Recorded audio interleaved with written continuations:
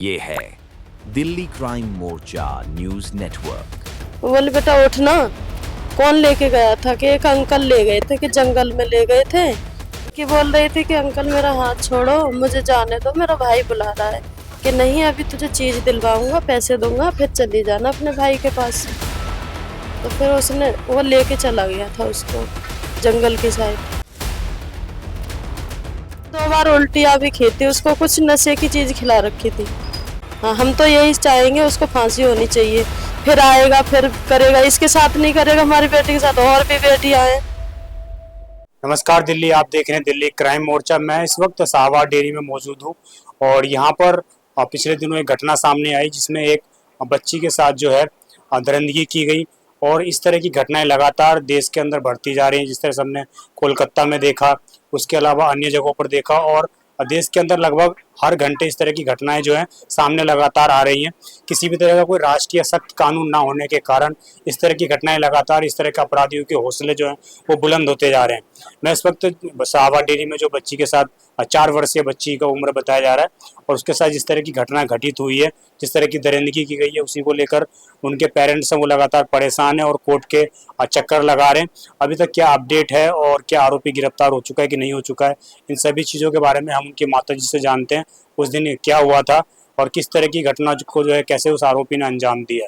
अभी जो बच्ची थी क्या कितनी उम्र थी उसकी और वो उस दिन कैसे, वो आरोपी कहाँ रहता था? 4 साल उम्र है बच्ची की। हाँ, वो आरोपी कहाँ रहता था? वो झुग्गियों में रहता था, हम उसको जानते नहीं है ना, हमने कभी देखा उसको। यहाँ से कितनी दूर होगी झुग्गी? जहाँ से थोड़े पीछे है ना, पीछे की साइड सारी झुग्गी है, उधर का साइड का था। तो यहाँ पे कैसे, आपके घर पे कैसे आया? घर पे नहीं आया, घर से थोड़ा आगे ना सिले पे है, तो वहीं बच्ची खेल रही थी, वहीं से लेके गया था उसको। 2-3 दिन से आ रहा था, वो चीज वीज खिलाता था।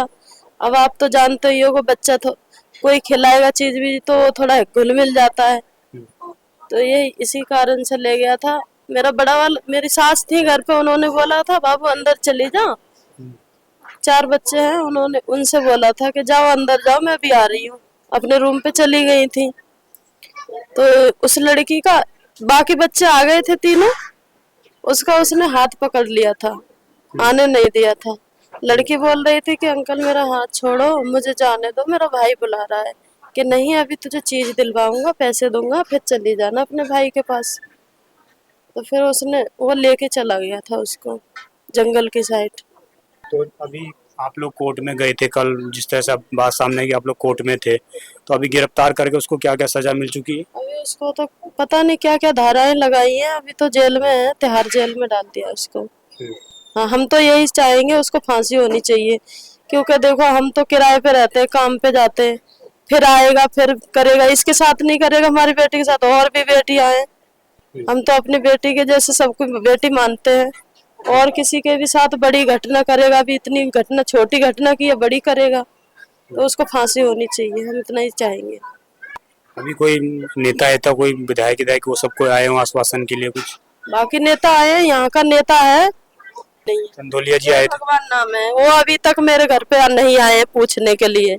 यहाँ का नेता भी अपने आप को पता नहीं क्या क्या समझ रहे हैं। बाहर से जो नेता है वो आए थे 1-2, बाकी यहाँ का नेता हमसे पूछा भी नहीं था कि क्या हुआ क्या नहीं, वो नहीं आया यहाँ का नेता। आप लोग किराए पे रहते हैं? हाँ जी, किराए पे रहते हैं। आप भी उस दिन काम पे गए हुए थे क्या? हाँ, काम पे गई थी।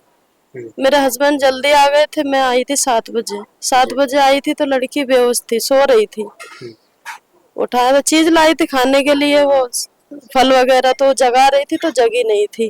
फिर मेरी सास ने बोला था कोई लड़का ले गया था आज उठा के इसको। मैं बोली कहाँ, कि पता नहीं है, बता ही नहीं रही है। फिर मैंने इसको जगाया था, नहीं जगी तो 2 थप्पड़ भी लगाई थी उसको। मैं बोली बेटा उठ ना। कौन लेके गया था कि एक अंकल ले गए थे, पालक नाम है उनका। हम बोले कहाँ ले गए थे कि जंगल में ले गए थे, वहां से फिर मुझे रास्ते में छोड़ दिया, मैं वहां से फिर खुद आ गई। उसने 2 बार उल्टियाँ भी की थी, उसको कुछ नशे की चीज खिला रखी थी। 4-5 घंटे होश में नहीं आई थी। फिर हम घबरा रहे थे, पुलिस को कॉल किया, फिर पुलिस वाले आए थे, उन्होंने भी देखा था, वही फिर हॉस्पिटल लेके गए थे। तो बच्चे की हालत ठीक नहीं थी, इसलिए मैडम वहाँ जांच की कह रही थी, तो हमने जांच रुकवा दी कि हमारा बच्चा जब बोल ही नहीं पा रहा है कुछ, तो हम क्या जांच करवाएं। फिर दूसरे दिन हमने पूछा था तो लड़की ने कुछ बताया था, फिर हमने मैडम के पास गए वहाँ पर थाने में। हम बोले मैडम हम जांच करवाना चाहते हैं अपनी बच्ची की। तो फिर मैडम गई थी हमारे साथ, उन्होंने फिर जांच करवाई थी। मतलब बच्ची इतना डरी हुई थी कि वो एक दिन नहीं बता पाई कि क्या उसके साथ हुआ। जी। बच्ची इसीलिए कितने देर बाद घर पे आई थी वापस? वो आई थी 3-3.5 घंटे बाद। हम्म, यहाँ से लेके गया था 2:30 या 3 बजे के आसपास लेके गया था। तो शाम को आई है वो 6:30 बजे करीब। अभी बच्ची स्कूल जाती थी क्या? नहीं अभी तो नहीं जाती, उसका आधार कार्ड गलत हो गया था ना, इसीलिए मैडम ने एडमिशन के लिए मना कर दिया था। तो वही ठीक करवा रहे थे हम। अभी बच्ची स्वस्थ है? हाँ अभी तो ठीक है। तो कहीं ना कहीं जिस तरह से देश के अंदर बोला जाता है कि इलीगल तरीके से रोज जो झोपड़पट्टी बना बना कर रहते हैं, तो इस तरह की जो घटनाएं घटित हो रही हैं कहीं ना कहीं आसपास का जो वातावरण है वो भी कहीं ना कहीं इसके लिए जिम्मेदार है। और जिस तरह से बताया गया कि अभी तक आरोपी को जो है सजा मिल चुकी है, लेकिन ये लोग चाहते हैं कि उसको फांसी की सजा हो। और जैसा कि एक्ट के अंदर भी ये चीज़ निहित है कि अगर नाबालिग के साथ इस तरह की हरकत की जाती है तो उसको फांसी की सजा मिलने का प्रावधान है। अभी फास्ट ट्रैक के तरीके से इनकी नहीं की जा रही है, लेकिन इनकी मांग है कि उसको जल्द से जल्द सजा हो, फास्ट ट्रैक कोर्ट में हमारा केस चले। अब देखना ये होगा कि किस तरह यहाँ के जो लोकल लीडर है वो सपोर्ट करते हैं। एक परिवार जो है किराए पर रहता है और किराए पर रहकर किसी तरह दिल्ली जैसे शहर में वो अपना भरण पोषण करता है, और उसके बाद इस तरह की घटना सामने आती है तो निश्चित रूप से दयनीय घटना है और कहीं ना कहीं निंदनीय घटना है। इसको लेकर जो एजेंसियां हैं, जो दिल्ली पुलिस के कर्मचारी हैं और इसके अलावा जो भी महिला सुरक्षा के लेकर अपने आप को बताते हैं कि वो सर्वाधिक आगे इस तरह का काम कर रहे हैं, तो उनको भी इस चीज़ को लेकर देखना होगा कि समाज के अंदर कितनी जागरूकता वो लोग फैला पाते हैं। तो आप मेरे पीछे देख सकते हैं, यही वो झोपड़पट्टी नुमा जो घर बना हुआ था, एक तरह से पक्का मकान कह सकते हैं, इसके ऊपर कोई छप्पर डला हुआ था। यही वो घर है जिसको जो है उस रात के 12-1 बजे को पब्लिक ने इसको जला दिया पूरी तरीके से। और अभी जो यहाँ पर काफ़ी बड़ी संख्या में परिवार के जो लोग थे, मेंबर थे, वो रहते थे। जो लोग बता रहे हैं जिस तरह की यहाँ पर इन्होंने जो है एक कब्जे के नुमा चीज़ यहाँ पर बना रखी थी और कब्जा कर ये लोग यहाँ पर रह रहे थे। उसके बाद उस आरोपी ने जो इस तरह की घटना को अंजाम दिया और लोगों ने इस तरह से आक्रोश में आकर उसके घर को जो जला दिया। अभी परिवार के जितने भी लोग हैं वो सारे यहाँ से फरार हैं, क्योंकि दिल्ली पुलिस ने जो है आरोपी को गिरफ्तार कर लिया है, उसको जेल के अंदर डाल दिया है। और आरोपी का जो नाम है वो नदीम करके बताया जा रहा है कि वो यहाँ पे रहता था और एक ही शायद इस पूरे मोहल्ले में लगभग एक ही ऐसा मुस्लिम परिवार था जो रहता था। लोगों के बातों से ये जाहिर हो रहा है कि वो जो उसका व्यवहार था उस तरह का ठीक नहीं था और नशे की हालत में ज्यादा रहता था। तो इस तरह की बातें निकलकर सामने आ रही है। पड़ोसी जो लोग मौजूद है उनसे बात करने की कोशिश करते हैं कि किस तरह उसका बिहेवियर था। क्या नाम था उसका? दरिया नाम था। किस तरह का लड़का था, कैसा बिहेवियर था उसका? लड़का थोड़ा पीते खाते थे नशे। हाँ। क्या ये जमीन उन्होंने कब्जा कर रखी थी क्या? मुझे नहीं पता, मतलब काफी दिन से ऐसे रहते थे यहीं पे। 20-25 साल हो गया होगा इनका, 25 साल हो गया होगा, इसी में रहते थे। नशा करता था लड़का? मतलब ज्यादा ऐसे नहीं करता था, मतलब करते थे, खाते पीते थे। 8 बजे आग लगा था। अच्छा, उस वक्त इसका परिवार था कि नहीं था? मम्मी पापा थे उसका जब आग लगा था। आग से पहले उसके मम्मी पापा थे, लड़की तरफ से आए थे तो हल्ला उल्ला किए थे। फिर 100 नंबर पर कॉल किए होंगे तो 100 नंबर वाला आए थे। फिर उसके बाद बहुत लोग यहाँ पब्लिक भरा हुआ था, बातचीत हुआ था। फिर उसके बाद मम्मी पापा के पुलिस वाले ले गए थे पूछताछ के लिए। उसके बाद जब सो गए सारे लोग तो आग लगा था। लड़का उस वक्त फरार था कि गिरफ्तार हो? भागा था, लड़का के ढूंढ रहे थे सारे।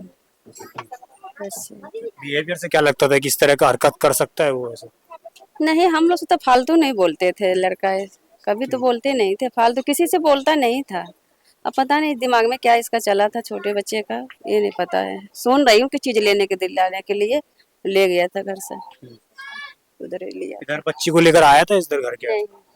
नहीं, जो भी काम उधर ही चीज दिलाए थे, इधर नहीं आए थे। क्या चाहते हो, एक महिला होने के नाते, एक पड़ोसी होने के नाते क्या चाहते हो अभी, क्या होना चाहिए उसके साथ? उसके साथ क्या होना चाहिए? इंसाफ जो बच्चे को मिलेगा, जैसे तरीका से बच्चे के किए हैं तो इंसाफ मिलेगा। और क्या मिलेगा कि आगे बच्चे को किसी का, सबको घर में बेटियों है, बहन है, तो इंसाफ मिलना चाहिए लड़कियों का। जिस तरह उस लड़के ने अपने माँ बाप को बदनाम करने का और पूरे एक तरह से मोहल्ले को बदनाम करने की कोशिश की है, तो उससे भी लोग काफी गुस्से में हैं और लोग यही चाह रहे हैं कि जो पीड़ित बच्ची है उसको इंसाफ मिलना चाहिए। आप देखते रहिए दिल्ली क्राइम मोर्चा। धन्यवाद।